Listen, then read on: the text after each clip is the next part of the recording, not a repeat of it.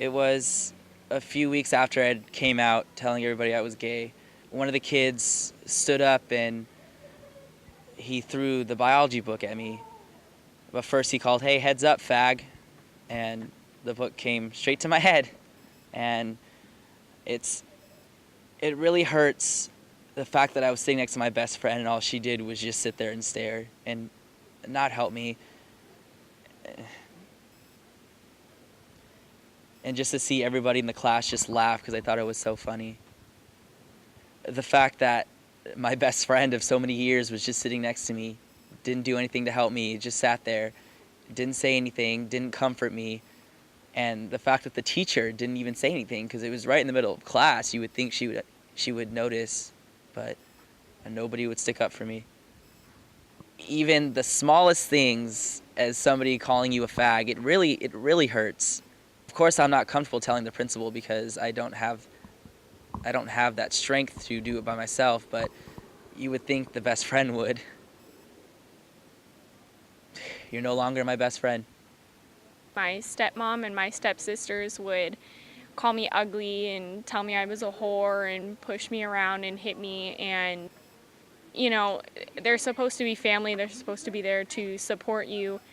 But all they did was put me down. And my dad sat there and watched the whole thing. I'd tell him time after time what they did to me. And all he did was sit there and tell me that she has the right to discipline me. I became really depressed and I had to start seeing a therapist. So I've been in therapy since I was in 6th grade.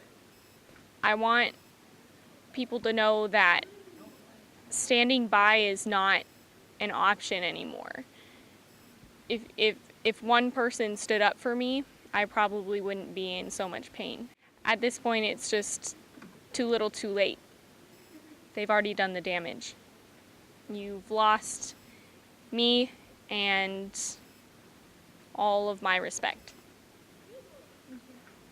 When I was a freshman in high school, there were some people who found out that I was bisexual. The rumors went around to people who were homophobic, and they would push me in the hallways and tug on my backpack and call me names and stuff like that.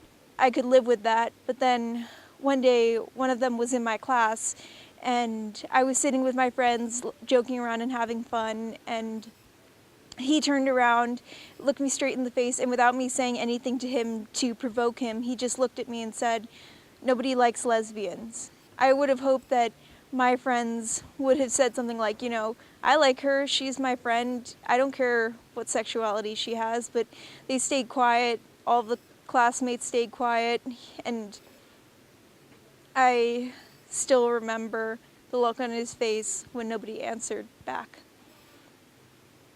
I think of all the friends I have now who would have supported me, and I think, why couldn't I have had those people back then so I wouldn't have to feel as I do now, so self-conscious about something that I shouldn't be afraid of telling people. The bully who told me that day, he friended me on Facebook a couple of years ago, and he said, "The only reason that I'm friending you is because nobody likes lesbians, and I thought you needed some pity." If you really did care about me, you could have spoken up that one time. It was after lunch, and I was walking to my 5th period math class, and all of a sudden, one of them happened to be walking nearby, and they decided it would be funny to trip me, so they did, and they had all their friends with basically pile on top, and so we had this stacking thing going on, so just people just piling on top of people.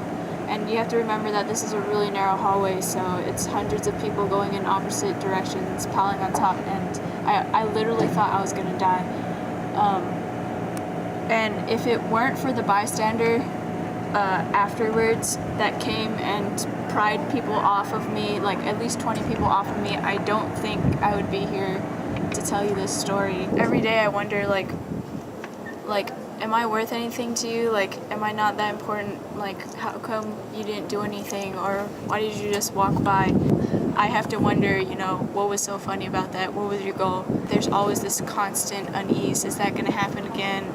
If it does, who's going to help me this time? Because that person that stepped in isn't in the area anymore, so I'd be on my own. you pretty much left me there to die. Like, I'm not going to exaggerate. That's what happened. Like, if that person, that one bystander hadn't happened to come by and decided to do something, I would have suffocated to death.